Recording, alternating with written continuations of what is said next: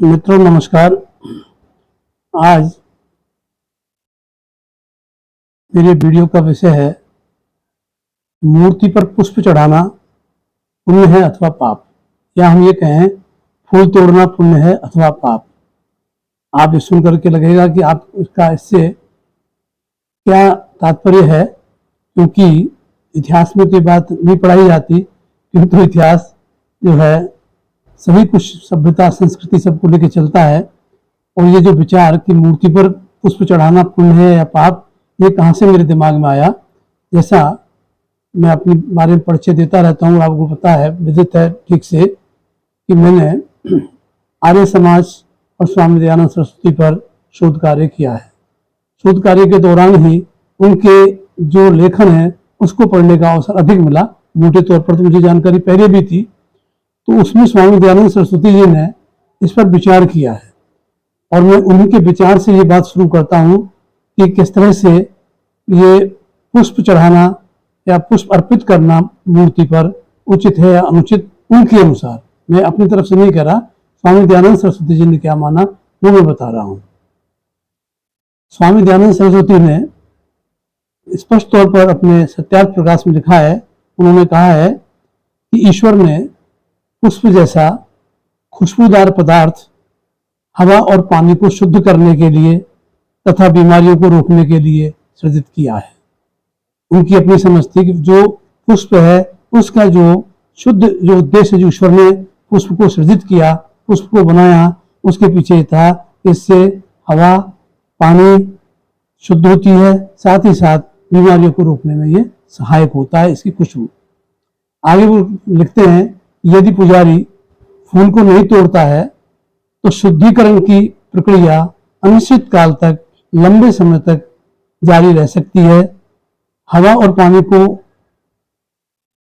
फूल शुद्ध करता रहेगा और लगातार महक देता रहेगा जब तक कि उसका स्वाभाविक रूप से क्षय न होगा। जब तक कि वो नेचुरली उसकी डेथ नहीं हो जाएगी, तब तक उसे वो अपने जो उसके सद्गुण हैं उनसे प्रभावित करता रहेगा। यह उनका कहने का मतलब ये हुआ कि जो फूल है वो फूल मुख्य रूप से मानव के कल्याण के लिए ईश्वर ने सृजित किया है।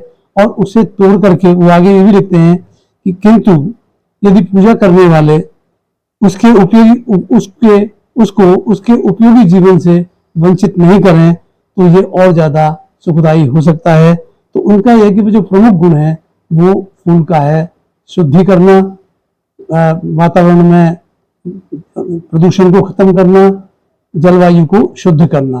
तो पर्यावरण पर एक तरीके से इस स्वामी दयानंद जी का विचार था, जिसमें वो आगे लिखते हैं कि जब फूल हम तोड़ लेते हैं और उसे तोड़ करके कहीं मूर्ति को अर्पित कर देते हैं तो फूल क्या है, कुछ ही समय बाद धूल और कीचड़ में मिलकर सड़ने लगता है और गंदी बदबू फैलाता है खुशबू के स्थान पर। तो जहां उससे सुगंध मिलनी चाहिए थी वो दुर्गंध युक्त हो जाता है। आगे वो और भी लिखते हैं कि क्या ईश्वर ने पुष्प और अन्य खुशबूदार पदार्थ मूर्ति को अर्पित करने के लिए बनाए हैं अथवा सृजित किए हैं। जैसे वो और आगे इसको विस्तार देते हैं कि चंदन की लकड़ी, साफ किया हुआ अनाज जिसमें खासतौर पर तिलहन भी है, दलहन भी है, खाद्यान्न भी है, जैसे कि हम तिल है, उड़द है, चावल है, अनेक चीजें अर्पित करते हैं। तो वो लिखते हैं ऐसे ही, एक तो साफ किया हुआ अनाज, चंदन की लकड़ी, और ऐसे ही चढ़ावे की और जो सामग्री है वो पानी और कीचड़ में मिश्रित होने लगती हैं और बाद में इसे नाली अथवा नदी, तालाब या जलाशय में बहा दिया जाता है, जिससे वो सड़क पर असहनीय बदबू पैदा करता है। हजारों सूक्ष्म जीवाणु पैदा होते रहते हैं और मरते रहते हैं और अधिक दुर्गंध पैदा करते हैं। तो कुल मिलाकर के उन्होंने ये कहा कि ये सब करने से जो जितने भी सुगंधित पदार्थ हैं, जितने भी और अच्छे पदार्थ हैं, उन पदार्थों को हम ऐसे ही व्यर्थ ही नष्ट कर देते हैं। आगे उनको समझ में ये बात समझ में आती है कि जो फूल है वो वातावरण या पर्यावरण को शुद्ध करता है, जबकि उसको गलत तरीके से चढ़ा देने से, कीचड़ में लिपट जाने से वो प्रदूषण का कारण बन जाता है। तो आगे वो ये भी कहते हैं कि जिस तरह से आदमी में जीवन है, पेड़ों में भी जीवन है। मैं अगर एक बात कहूं, यदि हम सोचें कि जिस तरह से एक जीव जन्म लेता है वैसे ही पुष्प भी जन्म लेता है, और उस पुष्प की भी अपनी जो है जीवन है, और उसका जीवन तब तक है जब तक कि उसको उसमें वो जीवित रहने का गुण मौजूद रहेगा, वो रेजिस्ट कर सकेगा उन तत्वों से जो उसको खत्म करते हैं। किंतु यदि मानव का हस्तक्षेप उसको तोड़ करके और उसका कहीं फेंकेगा तो निश्चित रूप से जो है उस एक तरह से ये मान के चलें, हम फूल को उसके यौवन में या उसके कलियों से थोड़ा खिलने के टाइम पे ही यदि छीन तोड़ लेते हैं तो हम उसको उसके जीवन से भी वंचित कर देते हैं। वो फूल जो कि एक लंबे समय तक जीने के लिए पैदा हुआ है, हम उसे वंचित कर देते हैं। अब एक चीज जो मैं देखता हूँ अक्सर, जो अपने जीवन काल में देखा है, और भारतीय व्यवस्थाओं की मैं बात कर रहा हूँ, भारत में मैं दक्षिण भारत में भी रहा हूँ, वहां भी देखा है, वो भी उत्तरी भारत से अलग नहीं है। मैं पूर्वी भारत में भी रहा हूँ, पश्चिमी भारत में भी रहा हूँ। इन सब जगहों पर भ्रमण के बाद मैंने ये देखा कि आजकल एक प्रवृत्ति जो खास तौर पर दिखाई देती है, तो सुबह प्रातःकालीन भ्रमण के लिए लोग निकलते हैं तो कुछ लोग क्या करते हैं, पॉलीथीन की थैली लेकर चलते हैं, और जहां कहीं फूल दिखते हैं वो उसे बेरहमी से तोड़कर अपनी थैली में डाल लेते हैं। खासतौर पर जो सड़क जो सरकारी होती है, सड़क किनारे सार्वजनिक सरकारी पार्क या नगर निगमों के, नगर पालिकाओं के, कॉरपोरेशन के पार्क, उद्यान और सरकारी स्कूल और स्वास्थ्य केंद्र, ये उनका पहला निशाना होते हैं, क्योंकि वे उसे अपनी मिल्कियत समझते हैं कि वे भी इसके मालिक हैं और ये सब सार्वजनिक है। और यदि कोई टोकेगा तो उसको सीधे तौर पर, अगर मैं राजस्थान की बात करूं या उत्तरी भारत की बात करूं, तो तुरंत वो आदमी को ऐसा लगेगा इसने टोका क्यों, और वो कहेगा तेरे बाप का है क्या। महिला होगी तो कहेगी कि पूजा के लिए ले जा रहे हैं, भगवान के काम में आएंगे। टोकने वाले को धर्मद्रोही भी कहा जा सकता है। एक बार मेरे साथ एक घटना हुई, कोटा में एक पार्क था जिसमें मैं घूमता था, वहां गलती से गेंदे के फूल लग गए थे, तो कुछ महिलाओं ने पूजा के लिए उसमें तोड़ना शुरू कर दिया।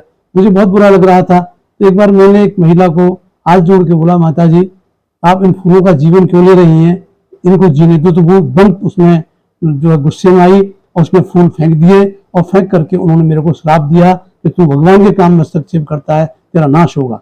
तो आज देखिए इस तरह की जब चीजें देखने को मिलती है तो लगता है हम किस चीज को फॉलो कर रहे हैं।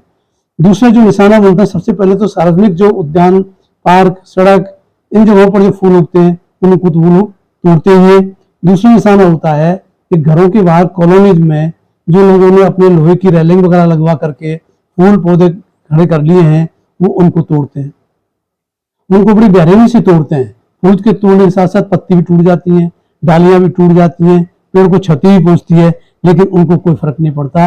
वो बिल्कुल अंधे हो जाते हैं कि उनको तो पूजा के नाम पर ये करना है। तो जो लोगों के निजी प्रयास हैं, अपने उन्होंने फुलवारी इकट्ठी की है, उसको उजाड़ने का इस तरह के लोगों को जो सुबह पॉलिथीन लेके चलते हैं कोई अधिकार नहीं है। अच्छा, इसके अलावा यदि मुख्य द्वार पर भी घर के जो बाउंड्री है उसके दरवाजे हैं, वहां अगर अंदर पेड़ पौधे और ताला लगा हुआ नहीं है तो वहां भी वो दरवाजे खोल करके बिना पूछे प्रवेश कर जाते हैं, और वो ये समझते हैं कि पूजा के लिए तो कोई मना ही क्यों करेगा। ये बात भी ठीक है, क्योंकि अच्छी बात है, पूजा से क्या क्या फायदे होते हैं तो पूजा वाले लोग जाने। लेकिन हाँ, अच्छा ही काम है, किंतु आप क्या चोरी करके दूसरे की मेहनत से की उगाए हुए फूलों को तोड़ करके या भगवान को प्रसन्न कर लेंगे? मेरे ख्याल से तो भगवान उनसे अप्रसन्न नहीं होगा। फूल तोड़ते समय वे नुकसान की परवाह नहीं करते, क्योंकि उन्होंने फूल उगाया ही नहीं है, पेड़ उगाया ही नहीं है, उनका काम तो सिर्फ तोड़ना है। तो उनको थोड़ी सी लज्जा आनी चाहिए, और उन्हें ये नहीं, कुछ तो पेड़ों के पत्ते भी ऐसे होते हैं जिनको पूजा में काम में लेते हैं। खासतौर पर अगर तुलसी उगी हुई है तो उनके घरों में तुलसी भी नहीं है, वो तुलसी भी वो आपके यहाँ से ही उसके पत्ते तोड़ेंगे, नहीं तो बेल पत्र तोड़ेंगे, दूब उखाड़ लेंगे, तो दूब भी पूजा में काम आने लगी है। तो इस तरह से चोरी से इकट्ठे किए गए फूल, पेड़ पौधे, दूब, इनसे कितना पुण्य होता होगा ये तो वही लोग जाने, लेकिन मेरी दृष्टि में ये पुण्य नहीं है। अब प्रश्न ये उठता है कि ठीक है, स्वामी दयानंद सरस्वती जी ने कह दिया कि व्यर्थ है मत चढ़ाओ, लेकिन हर आस्तिक व्यक्ति स्वामी दयानंद जी को फॉलो नहीं करता है, उनका अनुयायी नहीं है, और उनकी आस्था अपने कहीं और निवास करती है। वो आस्तिक है, रहिए आस्तिक, आस्तिक होने में किसी को कोई आपत्ति क्यों होगी? तो आस्तिक होना ये व्यक्ति का एक निजी मामला है, वो किसी में भी अपनी आस्था रख सकता है, किसी में भी आसक्ति रख सकता है। लेकिन पहली चीज ये है कि जब फूल चढ़ाना जरूरी है तो क्या करें? तो पहली चीज तो यह है कि चोरी के फूल नहीं चढ़ाएं। यदि आप इस तरह सार्वजनिक स्थानों पर या किसी के घर से या किसी की मेहनत से जो उगाए गए पेड़ पौधे उनको तोड़ करके अगर फूल लाते हो, वो चढ़ाते हो, तो बिल्कुल अनुचित है। सबसे पहले एक तरीका है खरीद कर चढ़ाएं। जिस तरह से आप देखते हैं कि गायों के चारे के लिए घरों पे चारा डाल जाता है, चारा डालने वाला, ऐसे ही आप फूल डालने वाले को एडवांस दे दीजिए, उसको कह दीजिए हर महीने वो सुबह नियत समय पर आपके घर पर पैकेट बना करके फूलों का पहुंचा देगा। तो सबसे एक बढ़िया तरीका है खरीद कर चढ़ाएं। दूसरा ये, अगर ये संभव नहीं है, अफोर्डेबल नहीं है या और भी कोई कारण है, तो स्वयं फूल उगाएं। और अपने घर में खाली जगह नहीं भी हो तो ऐसे 2-4 गमले रखें जिन गमलों में वो पूजा में काम करने वाले आने वाले फूलों को उगा सकें। बेहतर यही होगा कि वे खुद फूल उगाएं या फूल खरीद करके चढ़ाएं, लेकिन चोरी के फूल ना चढ़ाएं। और जो सार्वजनिक स्थानों पर, लोगों के घरों पर भी जो लगे हुए पेड़ पौधे हैं उनको नुकसान ना पहुंचाएं और पर्यावरण को क्षति ना पहुंचाएं। पूजा अपनी जगह पर चले, फूल पत्तियां भी चढ़ाते रहें। अब मैं आपको एक और छोटा सा एक एक्सपीरियंस सुनाता हूँ कि जो आधुनिक बहुमंजिली इमारतें बनी, जिनको हम सोसाइटीज कहते हैं, उन सोसाइटीज का एक कंपाउंड होता है और वहाँ पे कम्युनिटी सेंटर भी रहता है। और जब उसमें पूरे उसमें कंपाउंड में जगह जगह फूल उगे होते हैं। ये मैंने बहुत शहरों में देखा है, कर्नाटक में खास तौर पर देखा है, जयपुर में भी देखा है, बॉम्बे में भी देखा है। तो वहाँ भी क्या है, कुछ लोग अपनी वही थैली लेकर के उस सोसाइटी के अंदर भी चलने लगते हैं। और वहाँ अब किस आदमी को समझाओ कि भाई ये अनुचित है। तो मैंने सोचा एक बार एक वीडियो से का बनाया जाए और किस तरह का रिस्पॉन्स लोगों का मिलता है, तो ऐसी जो कुप्रवृत्तियां हैं उन पर और भी आगे बात की जा सकती है। तो ये सोच करके मैंने किया। तो मैं जो एक बात कहना चाह रहा हूँ कि एक सोसाइटी में हम देख रहे हैं कि वहाँ पे कुछ महिलाएं, खास तौर पर, पुरुष भी रहते हैं सक्रिय, महिलाएं भी रहती है ज़्यादातर।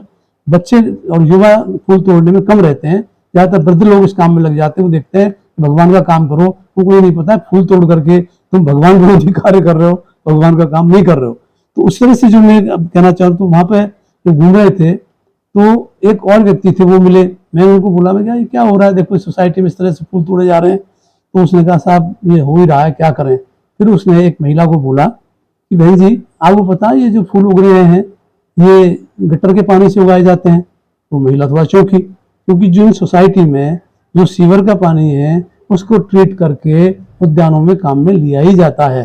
तो इतना पानी नहीं मिल सकता कि उनके पेड़ पौधों फुलवाड़ी को पानी, शुद्ध पानी, डायरेक्ट पानी दिया जा सके। तो सभी सोसाइटीज में ट्रीटमेंट प्लांट्स लगे हुए और उससे पानी जो है वो बागान में काम आता है। तो ये जब उस आदमी ने उस महिला को बात समझाई कि बेसिकली ये फूल है, it is ground by sewer water, तो फिर उसको लगा।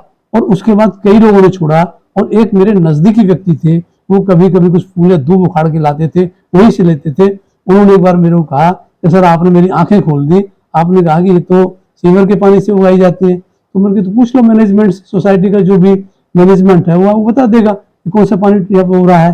तो काफी कुछ रक्षा उन सोसाइटीज में उन फूलों की हुई। तो इस तरह से ये जो स्वामी दयानंद जी ने एक बात कही कि फूल तोड़ना पुण्य है अथवा पाप, मूर्ति पर पुष्प चढ़ाना पुण्य है अथवा पाप, इसमें मैं निश्चित तौर पर कुछ नहीं कहूंगा, क्योंकि मैं ना तो धर्माधिकारी हूँ और ना मैं उस तरह का धर्मानुयायी हूँ अंधविश्वास वाला।